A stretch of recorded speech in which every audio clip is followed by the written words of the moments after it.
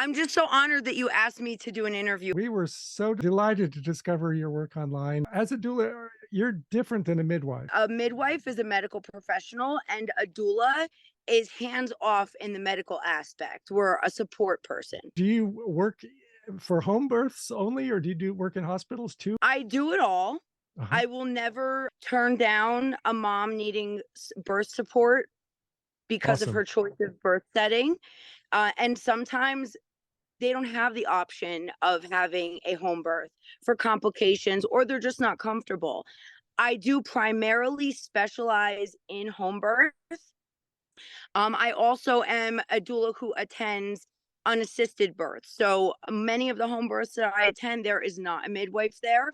The mom is just, taking control of her birth in her setting. And then I'm there just as physical support, moral support, emotional support.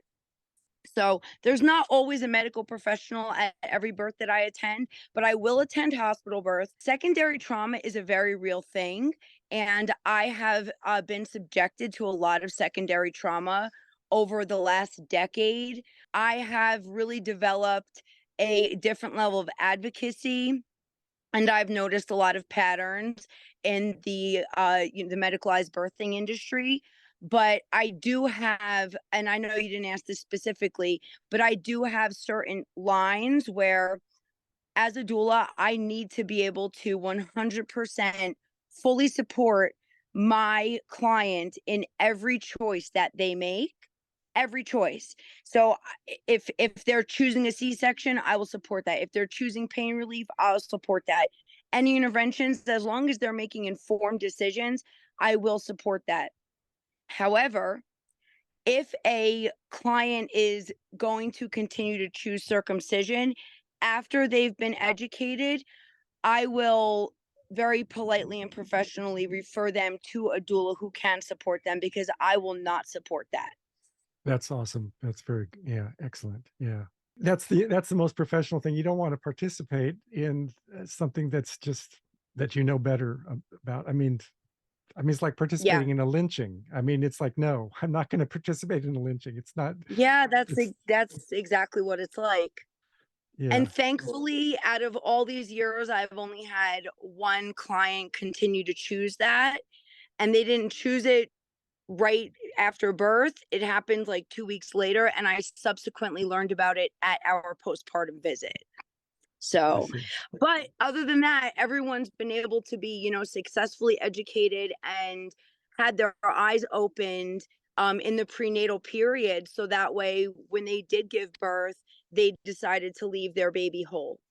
Awesome. Awesome. What good work you're doing.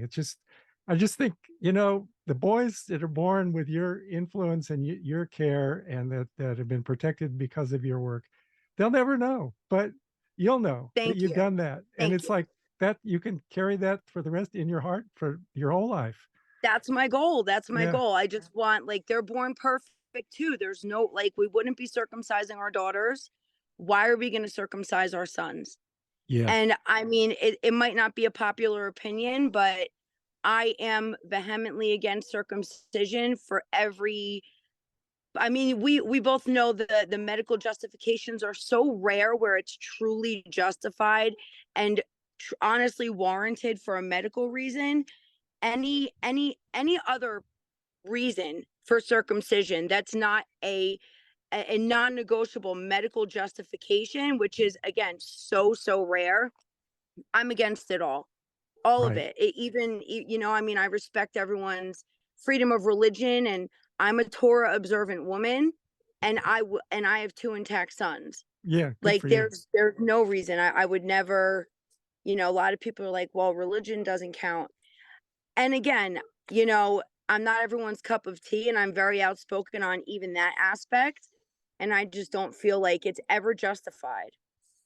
Yeah, and when you talk about freedom of religion, what about the boy's freedom of religion? He's got a right to choose his religion. That's the whole idea. That's Exactly. What if he grows up and he's like, oh, this is not the path that I want to take, yeah. you know?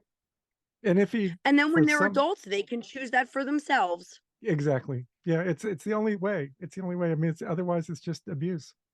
And who wants Bodily to autonomy. Yeah. We can't have bodily autonomy for one group of people and not for every group of people. It's hypocritical. It makes no sense. Yep. Yep. It's like, yeah, human rights means if you're human, you get full human rights. I mean, okay, you're human, you Common qualify. sense. How simple is Common that? sense. Yeah. Yes. So you've been pointed out about informed consent, and the level of informing, um, you have to fill in the informing that's not being done by the medical profession. Yes. How does that feel? I mean, they should be doing that. It's frustrating. Honestly, Harry, it's frustrating. And it's frustrating to me because this is information that if someone was getting any other surgery, the doctor would be in, I mean, well, maybe not C-sections because they don't give informed consent with that either, but that's another topic. But if someone is getting a surgery, they're going to be given the risks, the benefits, and they're going to be informed of how their anatomy is going to change. That does not happen with circumcision. It's wild to me that the doctors that are performing this barbaric procedure are not informing parents of the absolute fact. And I have seen people argue this, but it's inarguable, the absolute fact of the loss of functions due to circumcision. They don't educate on the anatomy of the foreskin. They make it seem like it's no big deal, and they're not informing parents about the data that's out there that shows an increase in infections in intact males. That data is flawed, and that's That's not discussed. that's another thing I really wanted you to bring up with you, is that you've pointed out that the forced retraction is what's causing this skewed data that says that Yeah. intact boys have more infections. Where's the proof that the data that they're presenting, which they're not even presenting it. If you, I mean, we all know Dr. Google. You go on Google, and that's what you're going to come up with, a whole bunch of Mayo Clinic nonsense, Johns Hopkins nonsense. And where is the the the the evidence that the control group is having proper intact care? Because Right. doctors are educating parents to retract. To So if injure. They're telling doctors the are saying, parents yes, to injure their child. It's just, this is so corrupt. And we just have to keep pointing it out. The whole circumcision industry is just corrupt through and through. yes, And it just, there's no, you can't stop pointing it out. It just has to keep, we have to keep repeating that, because it's hard for yeah, people to, there's this thing called cognitive dissonance, as you know, that you tend not to accept an idea that's inconsistent with other ideas you already hold.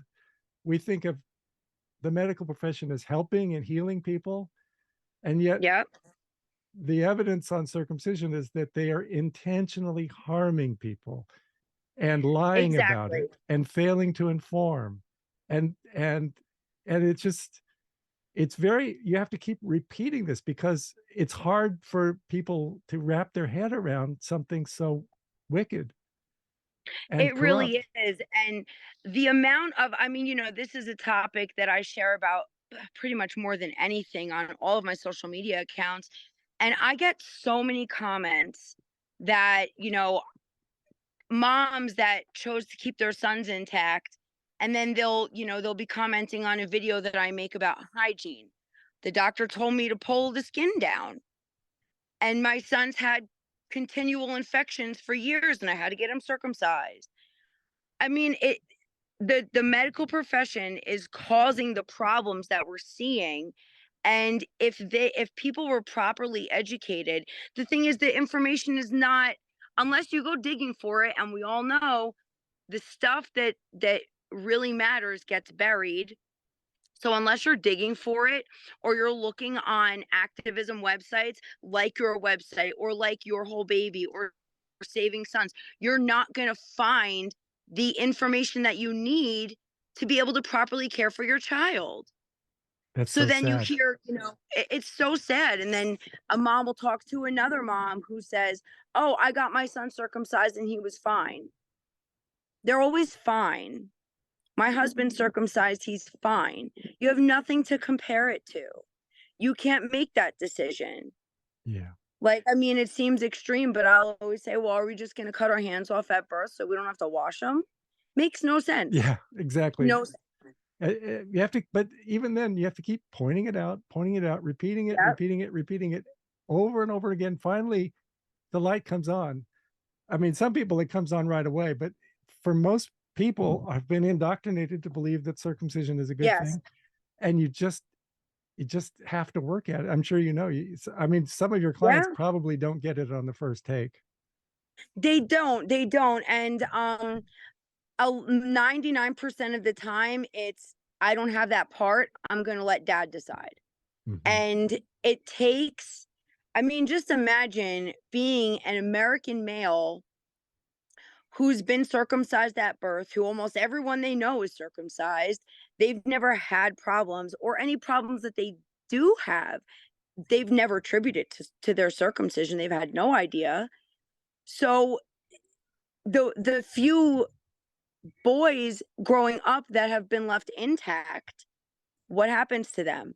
They get made fun of in the locker room because they're the minority. And then the dad says, well, I don't want my son to go through that. I had it. I'm fine. So we're going to do the same thing. Wash, rinse, repeat. Like, I'm just going to continue to purge that information out there. And I've had quite a number of moms say, I'm pregnant, and because of your videos, I'm choosing to leave my son intact. Then my job for that day is done. And then Yeah, the next day, same thing, wash, rinse, repeat. Keep putting the information out there. yeah, It takes a very um humble and I don't even know the proper word. I almost want to say confident male to admit that he was harmed yeah. It and does to take look. confidence. It Yeah. does. Yeah. I mean, if you're weak, you can't admit any flaw or any deficit. And if And you're you won't strong, look into the information. You yeah, won't look into the information that's showing what your parents subjected you to. yeah, I mean, and honestly, like, I'll also just say this, it also goes for intact men too. A lot of intact men, like, they don't know what their life would be like without a foreskin. So for them to learn, I watched it with my husband. He watched American Circumcision. He's like, I never knew any of this. The under education from males about their own body in both aspects is severely lacking. So it's not surprising to see parents just suffering from cognitive dissonance when they're faced with the fact that circumcision is actually genital mutilation. yeah, They're like, wait, what? yeah, Like, it's, they're so against it for girls without even knowing anything about it. But when you present it as in regards to males, the light bulb, it does come on. It just takes some time. yeah. And repetition. It just like hammering a nail. You just you have to keep hammering it in because it Yeah. just isn't going to happen. For most people, it's not going to happen the first time. And for No. and for cut men, it's not just ignorance, it's active suppression of something that they don't want to face. So you're Yes. really overcoming an active, denial, active suppression, because the reality is devastating when they think the people that were supposed to protect me harm me. I'm lacking something that would have made my whole life better. Yes. I'm damaged. I'm hurt. I mean, it just the emotional baggage there is just it's really a lot, and it takes a certain amount of compassion and I guess patience and just Yep. understanding because it's if a guy is saying I want to cut my son because I'm cut and I want him to be just like me, blah blah blah, yeah, I want him to be like me, and it's like, Right. well, okay, but think about it. If you were missing a hand, would you want to take off his hand? I mean, Right. is that really what you want, guy? And Exactly. And they're not gonna, it's so hard for a man to just like you said, to face the fact that this was all taken from me. This, yeah, I've been living my whole life with a partial genitalia, believing that all it is a flap of skin. It's just a piece of skin. Yeah. That's the media narrative. It's just a piece of skin. We're dealing with entrenched corruption. We're right. We have that on our side. That reality is on our side. So we just keep pointing out reality. We Oh, weren't born with extra parts. No one on exactly. this earth was born with an extra, like we don't Yeah. have extra genitalia. Yeah. Like if you're a typical man, you were born with everything that you're intended to have. And when you grow up and you can make an informed decision about that, your body, your choice. Yeah. Like his body, his choice. Why does that not apply to baby boys? Yeah. And it just sometimes people don't have never even thought of that. And they hear that and they're like, wow, why aren't we giving them that choice when they're older? It's not my body, but they say, well, I'm their parent. I make the decisions for them. This isn't like, not letting your kid eat a whole cheesecake in a sitting. This is a permanently life altering surgery, and you're making that decision for them. One thing you could also point out is that almost all circumcisions are done before the age of 1, and intact men Yep. almost never decide that this is what they want. So if you Yeah, know that they wouldn't choose it for themselves, how is it okay to force it on them? I mean, is what kind of love is that? exactly. And not only that, but when parents are making this choice, the doctors are not telling them exactly how it's going to be done. They say, "Oh, it's just a little clamp and they don't feel anything and they get sugar water. It's They get sweet ease and a pacifier. Oh, yeah, we give them a dorsal nerve block." The it's doctors corrupt. are not talking about any of the reviews that have been done on these medications that are supposed to prevent pain. They don't eliminate the pain entirely. There's so much data out there that shows that babies, no matter what you give them, because we're not giving babies general anesthesia and intubating them and putting them under. We're giving them some cream, a little shot, and parents think that their baby's not going to feel that. And then the doctors say, oh, they slept through it. They're not talking about immediate shock. They let out one cry. It's so intense that their brain shuts down and they just stop. Yeah. Like Brother K shares so many wonderful things on his TikTok about this and about doctors and nurses talking about what they witness. But we're gonna ignore all of that because we think that it's cleaner and we're not even gonna look into it. It Yeah. just it's so sad to me, and that's why I really made this topic like my main focal point on all of my social medias, because it is the worst thing that anyone could do to their child. Like, I truly believe it is. I mean, it's apart from a couple of other rare circumstances and, disgusting situations that people put babies in. This is like the worst routine thing that anyone could ever do to their baby, and it is literally my mission to try to stop it and Awesome. to just jump into the middle of the voices and just be loud and obnoxious about it There's and a never time. stop. Yeah, there's a time to be loud and obnoxious. That Yep. that's exactly the time. Yeah. I'm grateful that I even have the platform to talk about this. And I have also shared, like, when we made our decision to keep our son intact, our first boy, I am always very upfront. It wasn't an immediately educated decision. The reason that we chose to leave him whole is the same reason that many parents choose to circumcise, because dad is.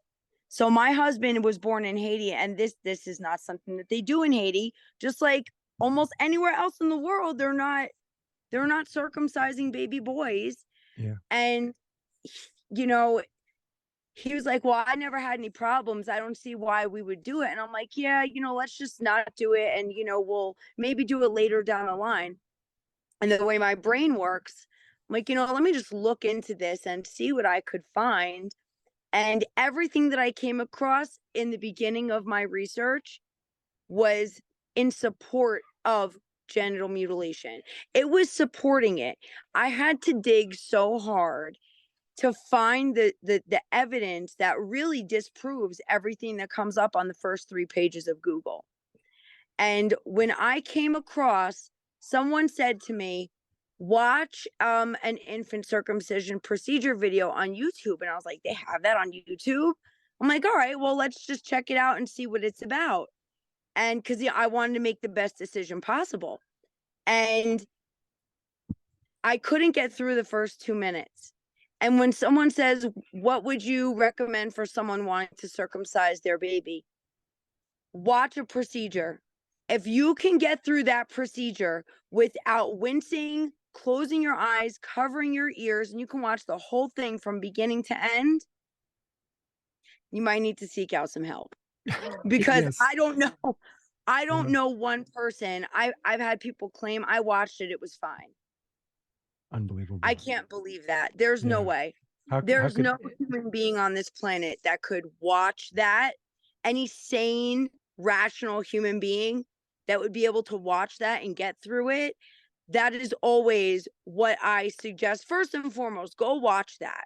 If you're not Mhm. convinced at that point, well, then let's talk. We have other resources.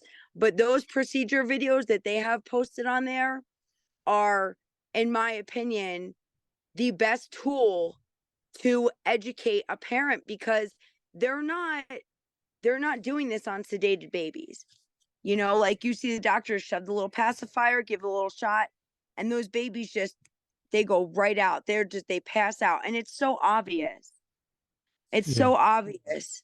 It's heartbreaking to me, and that's why I do what I do, because when a son is born, a mom and a dad, the love that they feel, how are you going to go in there and change? Like, you're going to tell me your baby wasn't born absolutely perfect? You know that they were born perfect.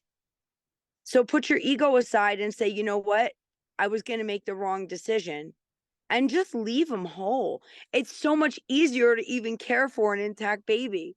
You don't have to worry about creams and ointments and a baby bleeding out and a scab forming and cleaning feces off of a raw open wound. Yeah. It's I, just how they sold this to American people is just, someday there'll you be a book know, about it. It's just shocking that, yeah. if you go back in the day, go into history, it started as a way to stop masturbation. Yeah. Uh, uh, uh, that was real effective in today's society. Yeah. There's no reason to do it. Yeah. Everything about it is just heartbreaking and sickening. But And you have to be loud about it. You have to draw attention to the topic. Like bloodstained men, how many that any protest that you guys do is going to get the attention of every single person in that area. No one's going to miss that. No yeah, one is going to miss that. they see the blood stain, and it makes an impression. And It does. even if they pretend not to care, it's made an impact. Exactly. Yeah. They're going to go home and they're going to think about that. Yeah. It's going to be on their mind and they're going to look into it. Yeah. They're going to go to the website. They're going to see the resources. They're going to see the testimonies. And then the men that have been cut at birth, the ones that speak out about it, I feel like they do so much for the movement. And it takes a very strong man to be able to talk about the fact that they were harmed at birth. Their body has been you know, a lot of people don't like the term, but it's almost like you're purposely handicapping someone. Why are we doing this? Yeah. Like, you're taking a fully functioning body part, you're removing function, so now it's dysfunctional, and people don't wanna talk about that. Yeah. But that's what it needs to be brought to light. Yeah. It needs to be discussed. Yeah.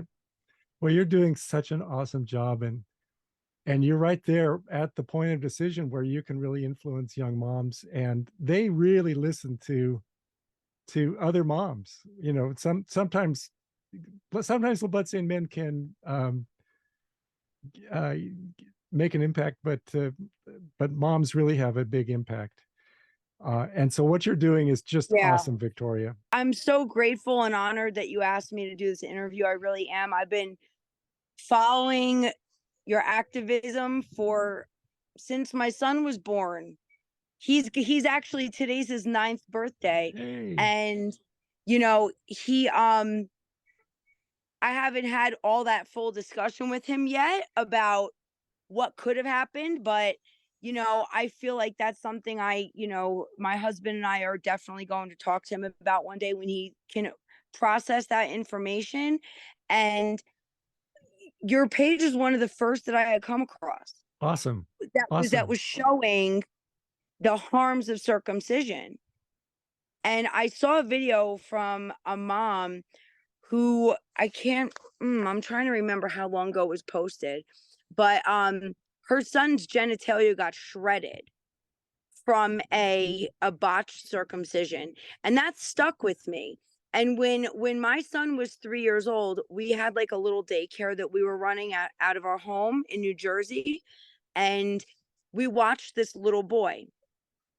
And his first day, his mom dropped him off, and she said to me, "He had a botched circumcision. I just want to let you know. So when you change his diaper," and I was like, "Okay." And at that point, I was already like, anti-circumcision to the core, but very respectfully and politely, I was like, "Okay." I didn't, give her any. I'm sure she gave herself enough grief.